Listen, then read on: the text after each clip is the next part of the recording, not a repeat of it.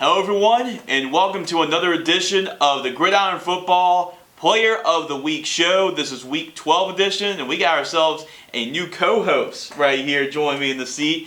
Tyler Barrows went back to join his family back in New Jersey for Thanksgiving week, and now I get another one of our hard-working interns with me here for the Gridiron Football Player of the Week show, and that is Lucas Berger. Lucas has done an excellent job this year for us, and he's done a phenomenal job doing the Coach's Corner with Coach Byron Wade each and every week. I know it's been a tough season for the Bel Air Bengals, but a lot of is a chance to really show that it's not all glitz and glamour when it comes to like winning football games, and sometimes it's tough. And after a good season for Bel Air last year, it was a tough year for the Bengals, but really good job by Coach Wade just to really overcome it and really teach those guys that you have to learn and overcome some of these hard lessons.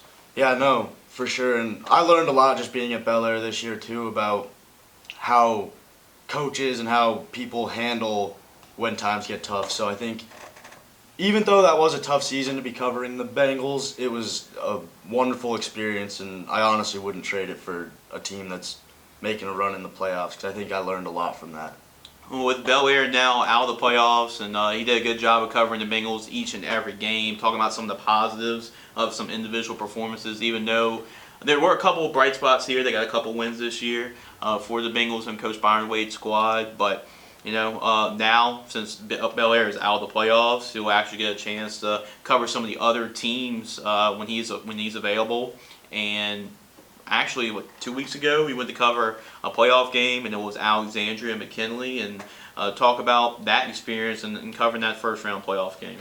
Yeah, I mean, after watching Bel Air for the whole season, it was definitely a different atmosphere being at McKinley. That was actually the second game I had covered at McKinley Stadium this year, because Bel Air had been there earlier in the season, and they actually lost to McKinley.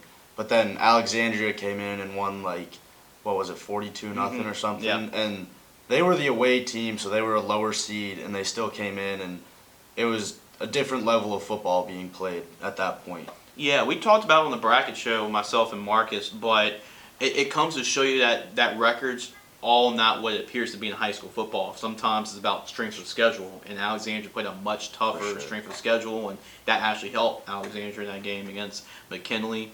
And this week as well, Thanksgiving coming up, and if you got a chance during the week, not just to cover just Bel Air, but you covered a lot really during the week for us, writing articles for us at Gridiron Football, and you actually this is Gridiron Football, but Lucas here has written some lacrosse articles, and Lucas is also was a player for LSU lacrosse too. Is that correct? And we have one article up on LSU from I think a month or two ago.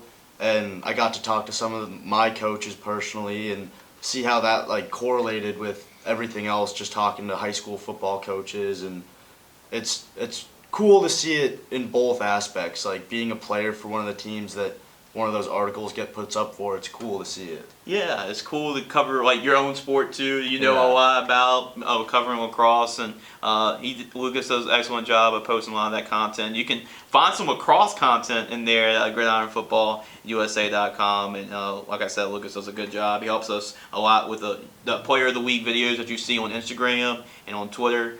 He does a great job of putting them up for y'all to see, and a lot of the players really appreciate it too, because they get to see it on video. If they don't get a chance to see the whole show or look at the whole article, they definitely see that on social media. They get to, a lot of them share it out and put it on their stories and stuff, and kind of spreads it to their friends and their family. They all get to see what they're doing, because a lot of times some of that stuff gets hidden away. But yeah, it's cool to be able to showcase it to everyone, show what you're doing on the field. Well, Tyler, you better watch out, because Lucas might steal your spot if you don't come back. But like I said, Lucas does an excellent job for us, and now we get to have some fun. We get to talk about the Players of the Week, and I know you've really seen us do it all year long. Now you get to actually be a part of it on the show. And actually, this list, a lot of it was picked by Lucas here. Actually, I think we all talked about it as a staff, but I think maybe 6 and 7 or 7 and 8 were flipped, and that was the only difference in Lucas's list. But before we go into the top 10, before you count them down, right now we have as the season goes on, we're going to have less and less teams because that's naturally what the playoffs Smaller do. pool. Smaller pool of players to choose from, and and it's starting to show right now. Right now, I believe we have about 17 kids that were nominated for Player of the Week, and still, I like to say thank you to all the coaches out there that have filled out the form that I sent you via either text or email, and I filled that form out, and we got some good responses this week, some really good performances, and even though the quality is getting, not the quality, the quantity is getting smaller, the quality is getting much better because you need these type of performances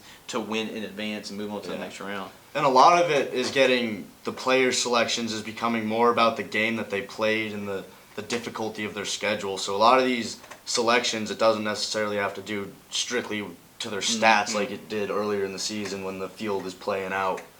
So now a lot of times, like the strength of the game you're in and how much you win it by goes into a lot of the selection. And how important you were to your team's success in winning that game. So that plays a whole lot. We have to look at it with a different lens than we've done in weeks past. But these are some performances that were just outside our top 10. This is our second edition of the playoff edition of the Gridiron Football Player of the Week. And these are honorable mentions. They had good performances too, but just not good enough in order for them to be in the top 10. And it was a top 15 the majority of the year, but with the selections diminishing, we had to do a top 10.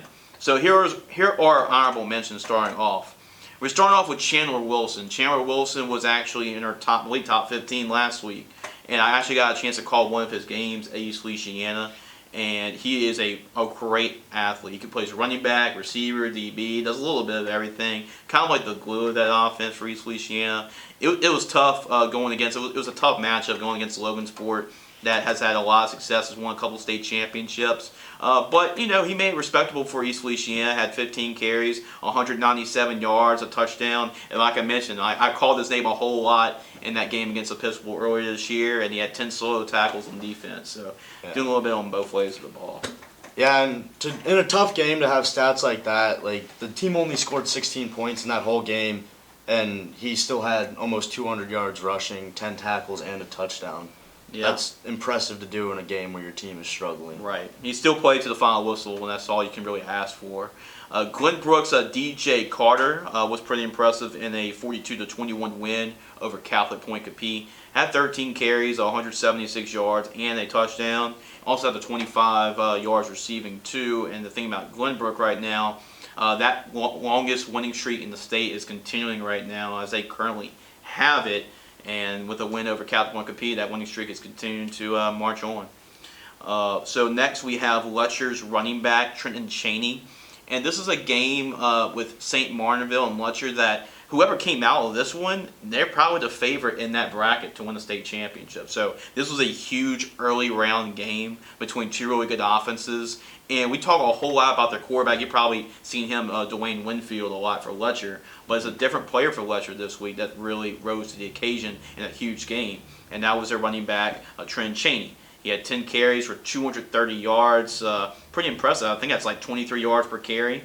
So a really, really good average rushing the football. Had a rushing touchdown. And then not bad in the return game as well. Had two kickoff returns for 75 yards. Coach Dwayne Jenkins said that his offensive line played phenomenal. I think they ran for over close to 500 yards rushing in the game, and that paid dividends in the game. And then, of course, we cannot have a list if we don't feature at least one of Will's running back, and we do. At least one. It wouldn't be called Gridiron Football Player of the Week if we didn't. Kerryon Sampson was actually our Player of the Week this year. At some point this year, he had 7 touchdowns in one game. In the St. Helena win in the second round of the playoffs, 52-8. Kerryon Sampson had 16 carries, 190 yards, and 2 touchdowns. That's really impressive, but he'll probably say it's an average game for him. It just shows you how much they run the ball this year. And this would also not be a Player of the Week list if we don't include the Fighting Andy Brysons of Rose Pine with Grant Ducote. In a 2013 win over Westlake, Grant Ducote had 2 scores, which was huge in that type of football game. It was only a 1-possession game.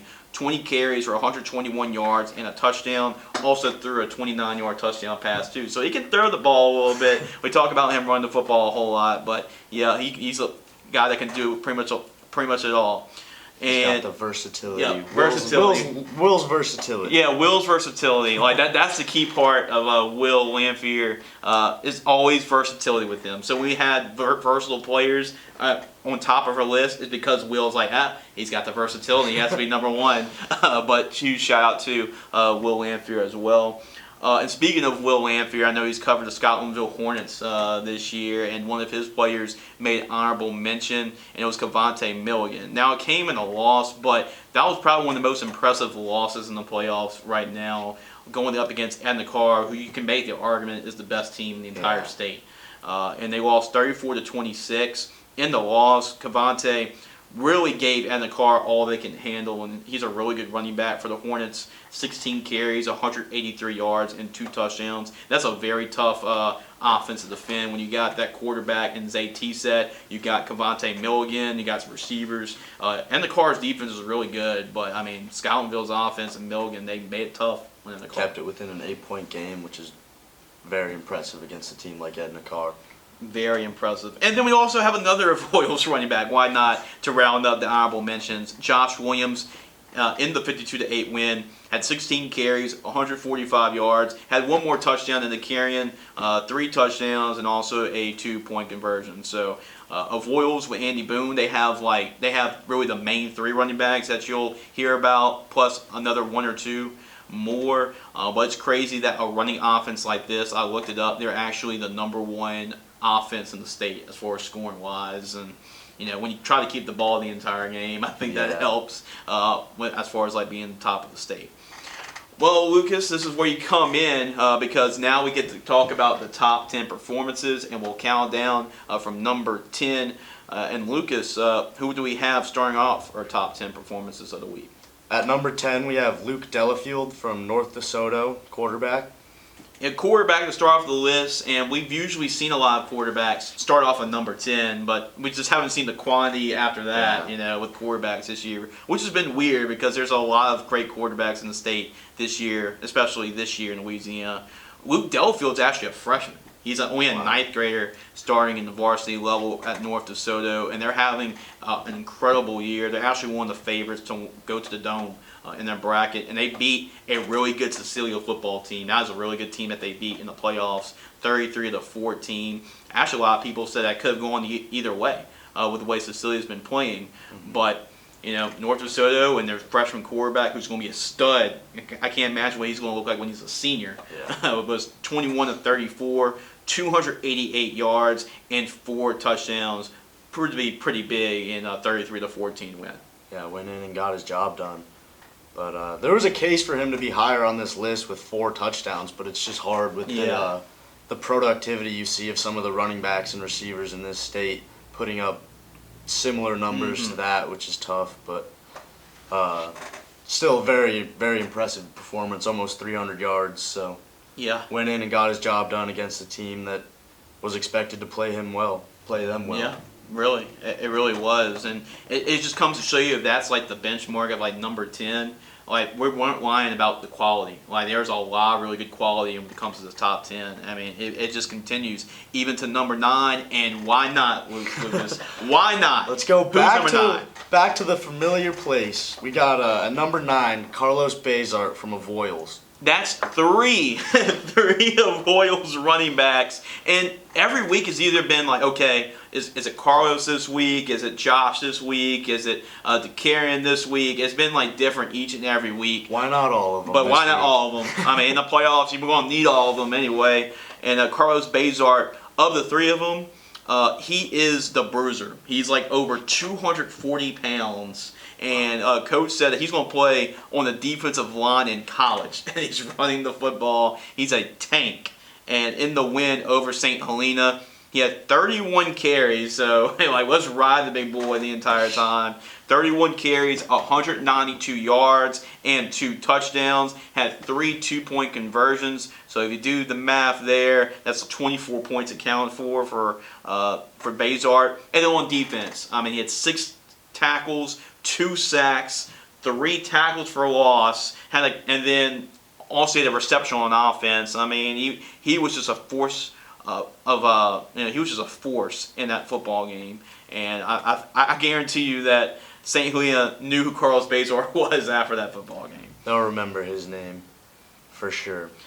All right, we're going to go to number 8, but I think we've ran out of Voiles players finally, so we go to number 8. That's all we got? I think that's all we got. I think we've run out of guys, but we're going to go to somebody else really in the local area at number 8. Yeah, at number 8 we have Caden Terrid from Parkview Baptist.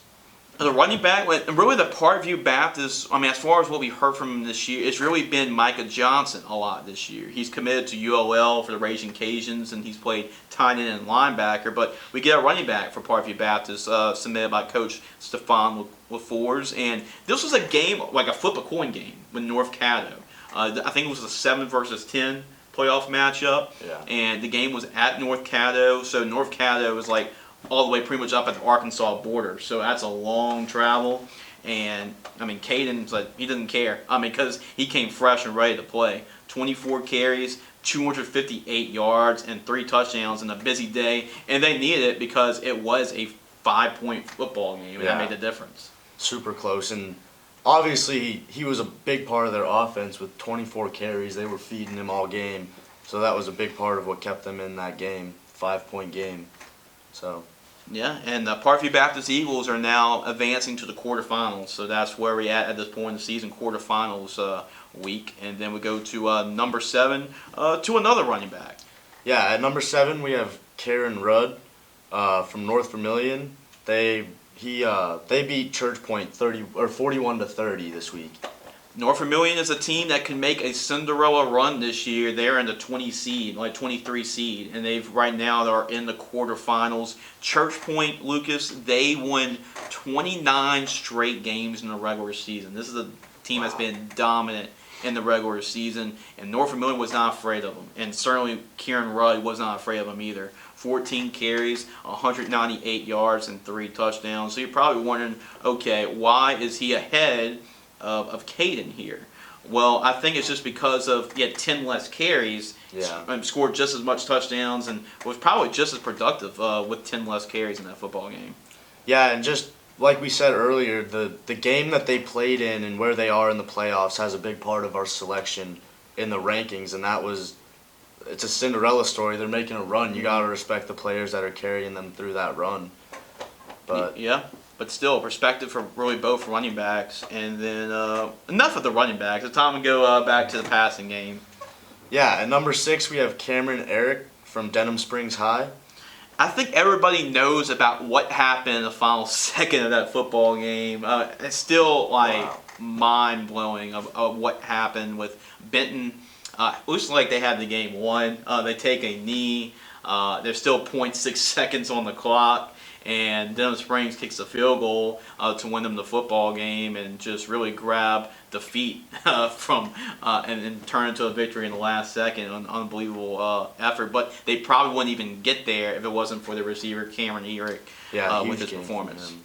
6 catches, 158 yards, and 3 touchdowns. Came up big, especially when it was a game like that. Yeah, seriously. And the end of that game is just what that game's going to be remembered for a long time. But I can't take away from the performance that he had, because he really did put up great numbers and earned that number 6 spot on our list regardless of the game they played in.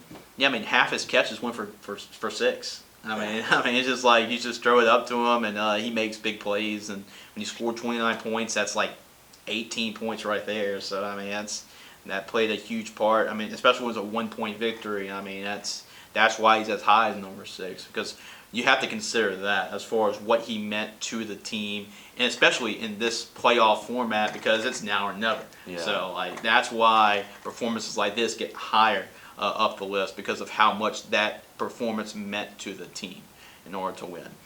And speaking of that, we go inside our top 5 as we're breezing through the show right now. All right, at number 5 we have Ethan Busby from St. Mary's. Well, Adam Parker's a pretty good quarterback for him at St. Mary's, and he forms a pretty good connection with Ethan Busby.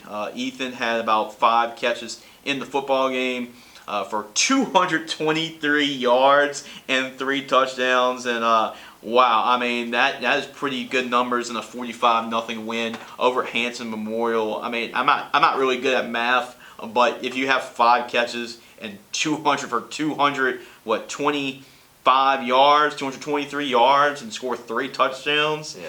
That's talking about taking the most of your opportunities there. Yeah, and you talked about with Cameron, half of his catches went for touchdowns. He had 3 touchdowns on 5 catches, so more than half. Yeah, and 223 yards. That's crazy numbers to be putting up with that many looks. That's crazy numbers to be putting up regardless of how many times you get thrown the ball. But with only 5 catches, that's very impressive.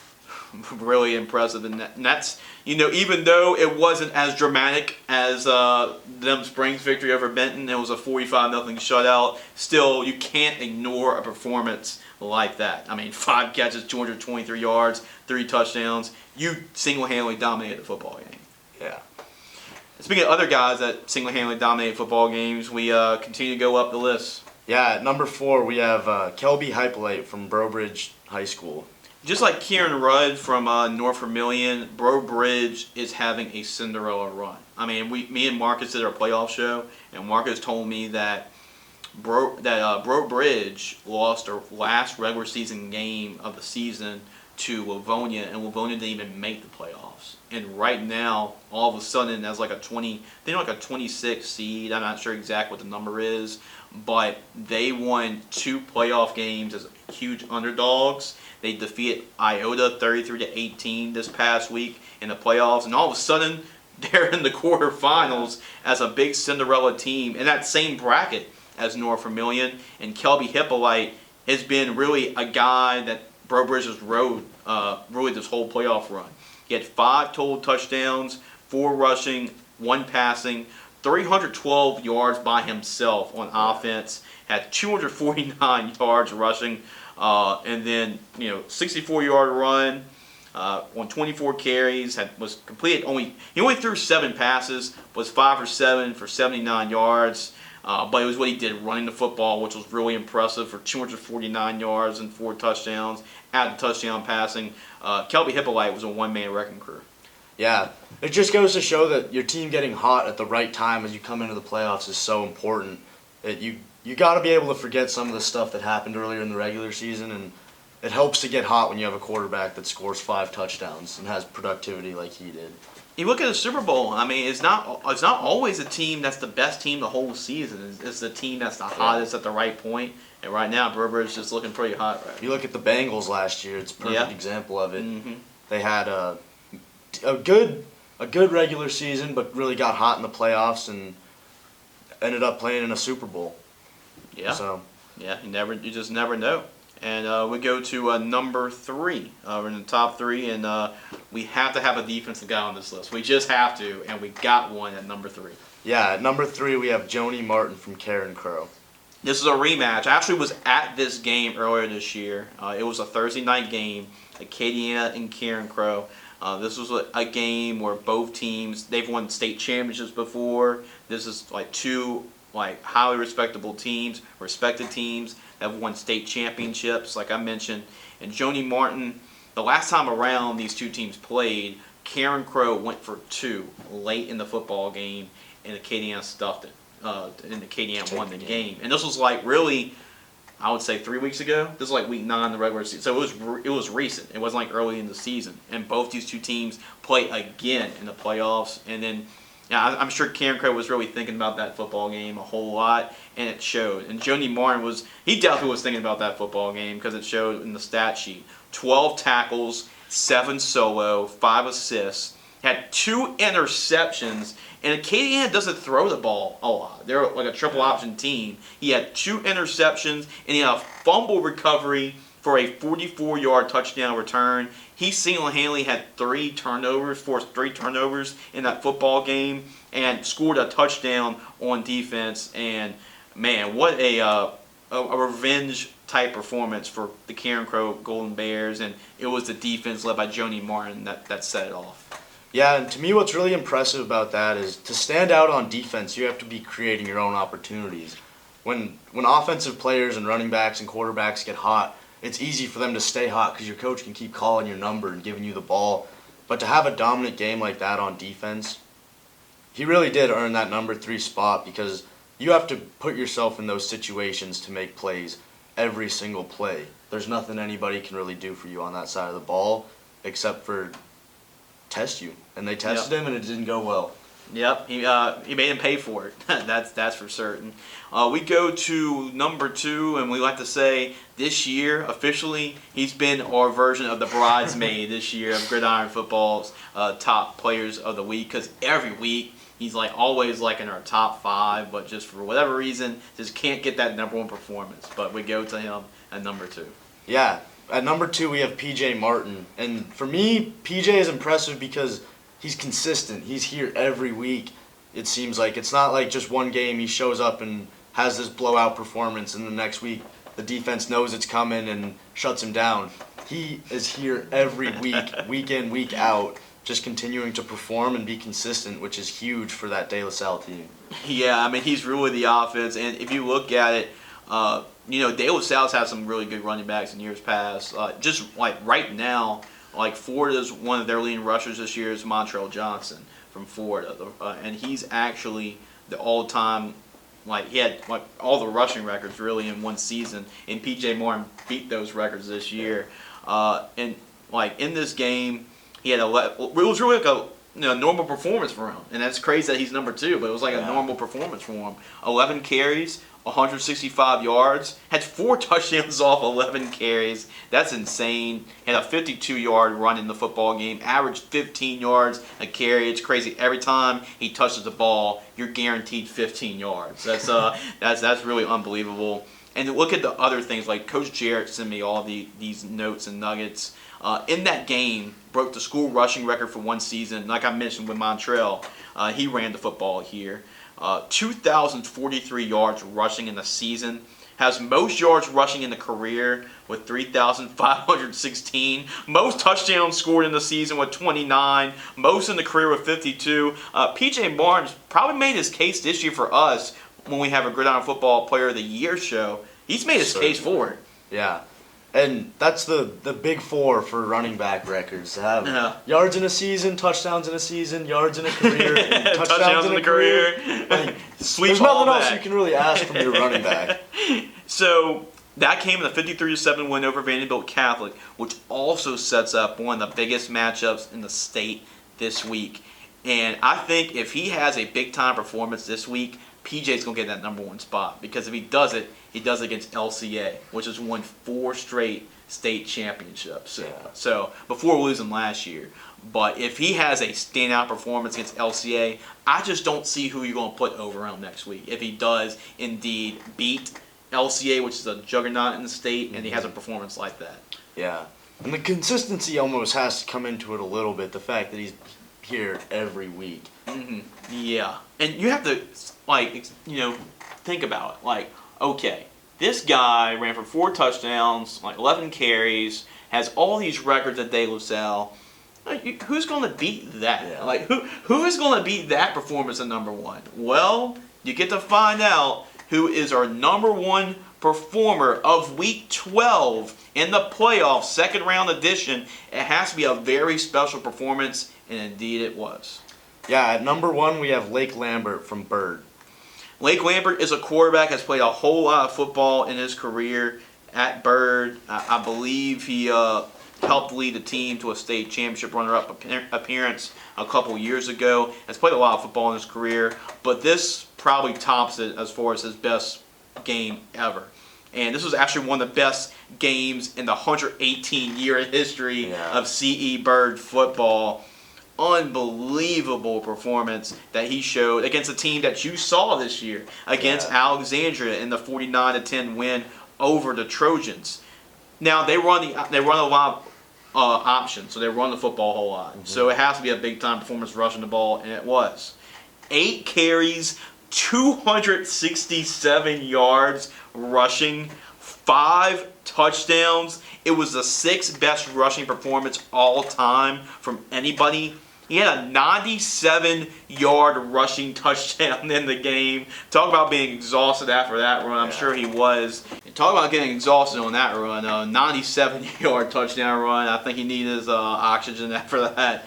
Second longest run in program history. I'm sure the guy who had the one before that, before he broke it, was pretty mad that he took that record from him. Yeah, he actually even surpassed himself. He had a 95-yard run in his earlier that year.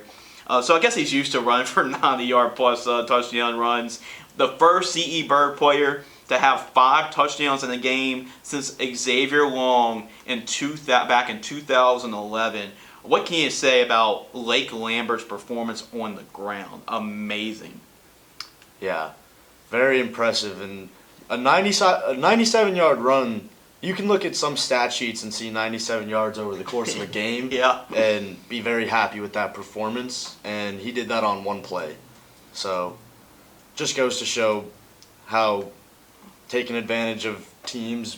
I think when I watched that Alexandria game against McKinley even moved the ball on them well in the run game, and I think he took advantage of that and made a name for himself by getting that #1 spot this week. Yeah, he's been a good quarterback for the Yellow Jackets. Been very productive over his career, and I think that was probably one of the top of his list. We actually had a quarterback from Houghton last week that made our list last week, and he was a senior quarterback too. This is another senior quarterback that's played a lot of football, so it's good that we get to have some seniors, trying to wrap up their career and have deep playoff runs because of it. And they definitely needed a performance from their senior leader who had averaged 33 yards a carry in that football game.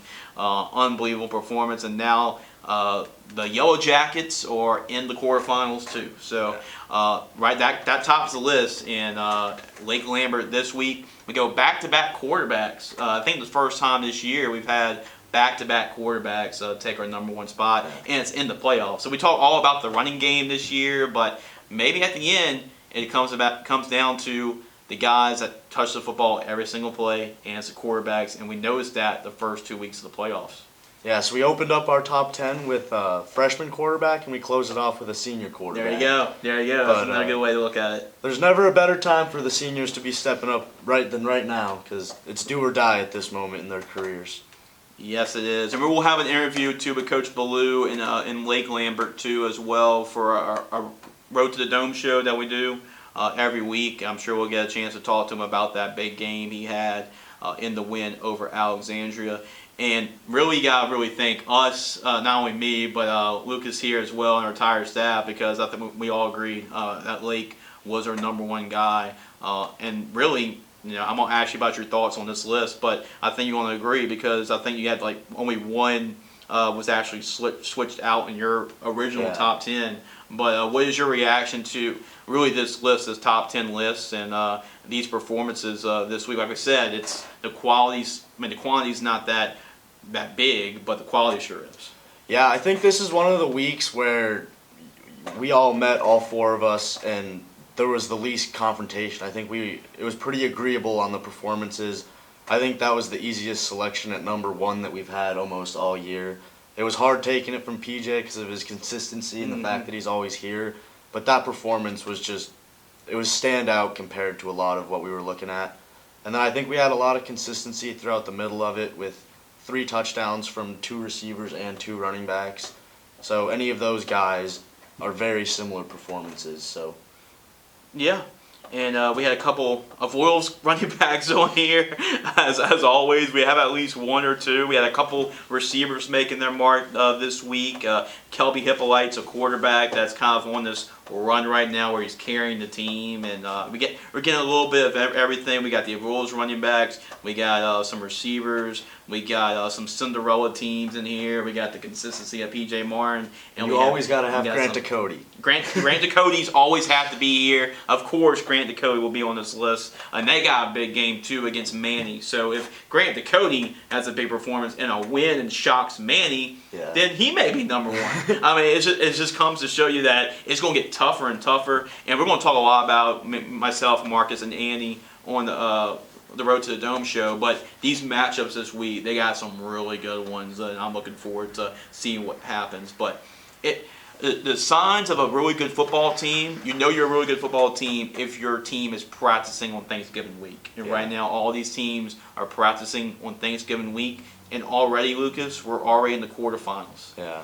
So it's going to be a big week. I'm really excited about it. So should be some really good football. Lucas, anything else you want to wrap up the show with before we head out?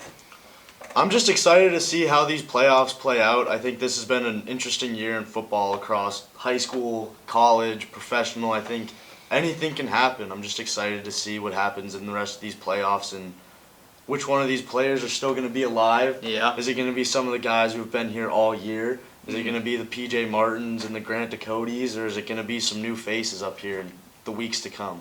And times are running. I mean, really, chances are running out because as long as you're winning games and you're still in the playoffs, you'll get opportunities to be on this list. But if you lose, and there's no next week, this is it. It's do or die. It is do or die. But that's what makes this part of the year so fun. Oh, we're going to talk about it. It's so exciting. Well, Lucas, I mean, you're a pro today. I think you probably take my job, or I tell you what, Tyler better watch out too, because we know who to go to as well if Tyler can't make it as well. But all our interns do an excellent job. Lucas does. Will as well. You see a lot of the videos here on the show because of Will. He puts his videos together, and then Tyler too does a good job. And then we got to appreciate obviously Andy Bryson for us at Gridiron Football, giving us this opportunity to do stuff like this and back us on when we pitched the idea for having a Player of the Week show in Louisiana. Well, this week, just this week, there's a lot of content we have. This Player of the Week show, obviously, but we also have LSU content. LSU plays Texas A&M in the regular season. Obviously, I'll be covering that game too, and LSU has to figure out a way to win this football game before they go to the SEC Championship in Atlanta. Before we head to Atlanta. And then for the Chase with Jace, I know you probably noticed that there was no show this week. Well, we had a show. We taped it. We just didn't put it up in time. So it will be a 2-for-1 this edition of the Chase with Jace. So myself and Marcus, not only will talk about UAB win, but we'll talk about the Arkansas win too. So you'll get pretty much a 2-for-1 deal right there, and then we'll have the Player of the Week show too. So a lot going on. We have articles every day. We have bowl commitments coming up, so we're getting more and more bowl commitments on our website, gridironfootballusa.com. Our interns, you'll see what they're diving the roughs throughout the entire week on some of the top players in the country. So either diving the roughs or top 300 articles, you'll see them throughout this week. Do you have anything to preview for them, Lucas? I'm not really sure what I have coming up for this week. I've been talking to a couple of the players that are committed for the bowl game, and then I was hoping to get another lacrosse article out there soon, and talking to some players from Texas also to get some articles up, so that'll be up soon, hopefully. But I'm just super excited to see how these playoffs play out in Louisiana. Yeah. I'm excited too, and there's a chance as well. I'm going to be covering the game. I'm going to be calling the game for VSN when Episcopal's still in the playoffs. I called their game last time. They won 10-7. Won the game on the field goal with a minute left in the game. So that was an exciting game to call. It's going to be tough because they have Notre Dame coming up, which is going to be a really tough football game for them in the quarterfinals. But it's a quarterfinals. All these games are going to be really tough from now on. And then there's a chance as well. Lucas here will be covering the game too. So we'll have more information on that moving forward. We got photographers too. Billy does a great job for us taking photos. You actually go to gridironfootballusa.com. He was at U High, so you see all the photos from the U High game. Jason does a good job of taking photos for us too. And then Andy will be at the Manny Rose Pine game to cover that one as well. So it's all fun. Looking forward to next week when we have our quarterfinal / semifinal edition of Player of the Week. Coaches, make sure to fill out your form if you have a player that you feel like is deserving. You're still in the playoffs.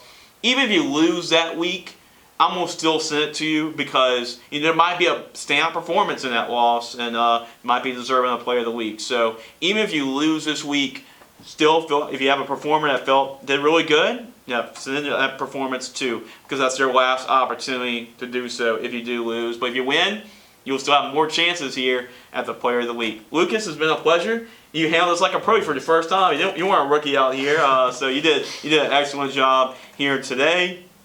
Hopefully y'all enjoy your football week. We got playoff football quarterfinal action on Friday.